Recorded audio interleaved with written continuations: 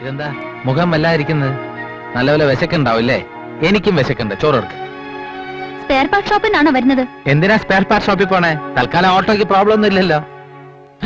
അല്ല, ഈ ഓട്ടോകൾക്ക് തകരാറൊന്നും ഇല്ലെങ്കിൽ ആൾക്കാർ സ്പെയർ പാർട്ട് ഷോപ്പിൽ പോകേണ്ട കാര്യമില്ലെന്ന് പറയായിരുന്നു. ഷോപ്പ് പൂട്ടിയിട്ടാണോ വന്നത്? അല്ല, അത് രണ്ടു ചെറുപ്പക്കാരവിടെ ഉണ്ട്. ഞാനില്ലെങ്കിലും പ്രശ്നമില്ല. എന്റെ മുഖത്ത് നോക്കി വീണ്ടും വീണ്ടും ഇങ്ങനെ കള്ളം പറയാൻ നിങ്ങൾക്ക് എങ്ങനെ കഴിയുന്നു? ശ്രീകുട്ടി, വേണ്ട, എന്നെ എങ്ങനെ വിളിക്കണ്ട. ഈ സ്നേഹമുള്ള വെളിയിൽ കാണും എന്തെങ്കിലും ഒരു കള്ളത്തരം.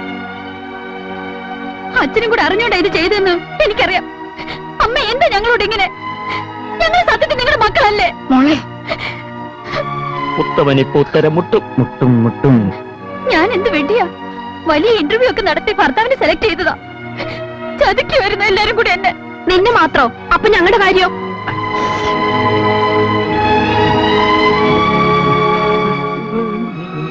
ജയശ്രീ, ഇതിനൊന്നും ഉത്തരവാദി ഞാനല്ല.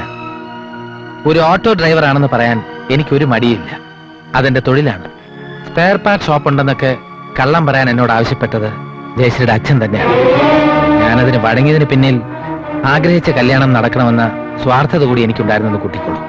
സത്യം തുറന്നു പറയുന്നതാണ് നല്ലതെന്ന് ഞാൻ പല പ്രാവശ്യം പറഞ്ഞിട്ടും അമ്മാവൻ സമ്മതിച്ചില്ല. ഞങ്ങളുടെ അച്ഛൻ ഒരു ഡിഫറെന്റ് അച്ഛനാണ്. ഇങ്ങനെയൊക്കെയാണ് സ്നേഹം പ്രകടിപ്പിക്കേണ്ടത്, അല്ലേ അച്ഛാ? മതി, നിർത്ത്. സംഭവമൊക്കെ ശരിയാ. ഞാൻ പറഞ്ഞിട്ട് ഉത്തമൻ സത്യം മറച്ചു വെച്ചത്.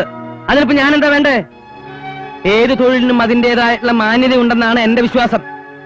പക്ഷെ അത് ഉൾക്കൊള്ളാനുള്ള കഴിവ് നിങ്ങൾക്കുണ്ടോ എന്ന് പേടിച്ചിട്ടാണ് ഞാൻ അങ്ങനെ ഒരു കള്ളം പറഞ്ഞത്. കണ്ടോ, എന്തിനുണ്ട് അച്ഛനൊരു ന്യായീകരണം? അമ്മേ, ഇനി അമ്മയുടെ മോൾ ഇവിടെ നിൽക്കില്ല. പോകാം.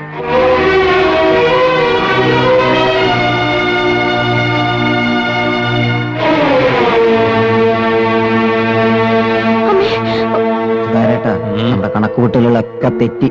അവിയല് വെച്ചത് സാമ്പാറായി പോയി. ഓട്ടെ, അടുത്ത പ്രാവശ്യം ശ്രമിക്കാം അല്ലേ?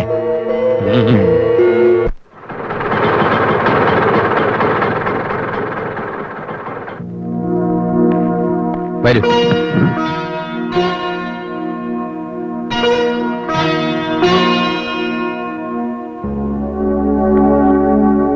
കാണാതായപ്പോ ഞാൻ കരുതി നീ ഭാര്യ വീട്ടിൽ താമസമായെന്ന്.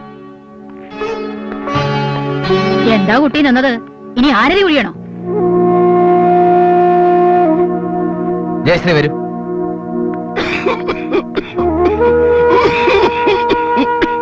മരുന്ന് തീർന്നിട്ട് 2 ദിവസമായി. ഇതുവരെ നീ അത് മുടക്കിയിട്ടില്ല. മറന്നിട്ടില്ല അച്ഛാ, വാങ്ങാം. മോൾ അവിടെ നിന്നേ. പറയണോണ്ട് വിഷമം തോന്നരുത്. മൂത്തവളെ അയച്ചതിലും അച്ഛന്റെ ഓപ്പറേഷൻ നടത്തിയിലും ഒക്കെ അവൻ ഒരുപാട് കടമുണ്ട്. എന്താ ഭാഗ്യം ഇത്? സമയവും സന്ദർഭവും ഒന്നും നോക്കണ്ടേ? ഇനി എന്തിനാ അവളെ മറച്ചിട്ട്? ഇവിടുത്തെ കാര്യങ്ങളൊക്കെ അവള് പറയണ്ടേ? അമ്മ പറഞ്ഞോളൂ. വേറൊന്നുമില്ല. പുതുമോടിക്ക് ചുറ്റാനും കറങ്ങാനും ആയിട്ട് അവനെ ഒരുപാട് ബുദ്ധിമുട്ടിക്കരുത്. അമ്മേ, മോള് ചെല്ലേ.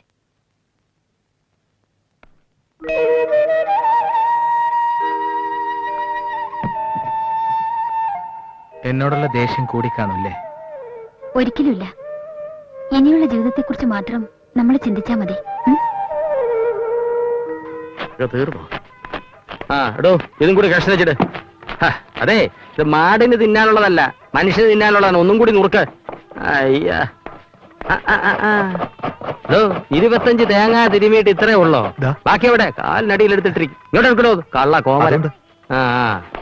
എനിക്ക് ലേശം കള്ളത്തരമുണ്ട് കേട്ടോ. എടോ, പരിപ്പ് ചമയലിന് കാച്ചു മേടിച്ചിട്ട് ഇതൊന്നിനും വായിക്കുന്നു.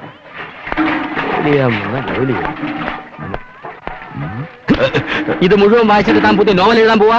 കഴിഞ്ഞ ലക്കത്തിൽ തുടങ്ങിയ പിരിമുറുക്കോ. ഈ ലക്കം വായിച്ചില്ല, ശ്വാസം മുട്ടും. താൻ കഴിഞ്ഞ പാചകത്തിനെ എനിക്കൊരു ശ്വാസം മുട്ടലും പിരിമുറുക്കും ആയിരുന്നു. ഈ പോക്ക് പോവാണെങ്കിലേ അവസാനം താൻ പട്ടിണി കിടന്ന് പിരിമുറി ചത്തുപോകും. വായനൊക്കെ നിർത്തി ഇതൊരു അടുപ്പത്ത് വെക്കണോ? പാചകത്തിന് കാശം പിടിച്ചിട്ട് കളിക്കാൻ വന്നിരിക്കുക.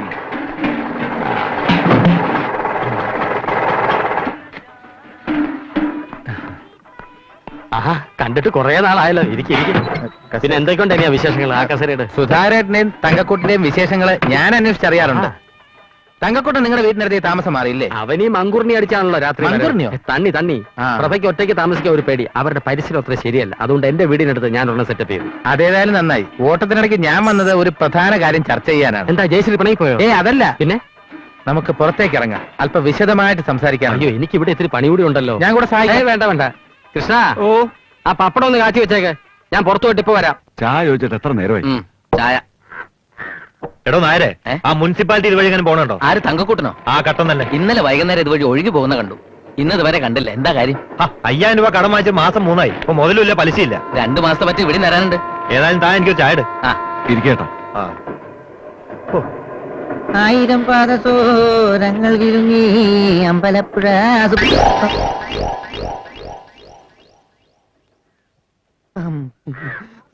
എന്റെ ഭഗവതി. ഇതാ ചായ. ആ.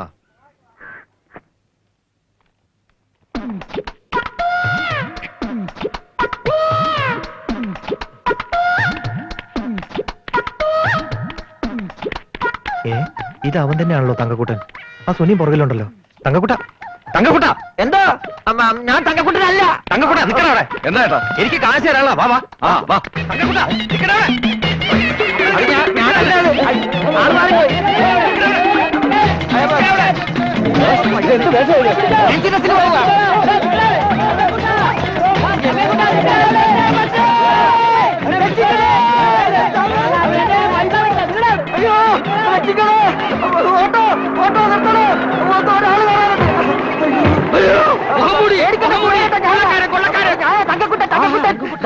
ഞാൻ കുറച്ച് കാശ് കൊടുക്കാണ്ട് അവര് ഗ്യാങ്ങായിട്ട് തല്ലാൻ അടിച്ചിടുന്നു.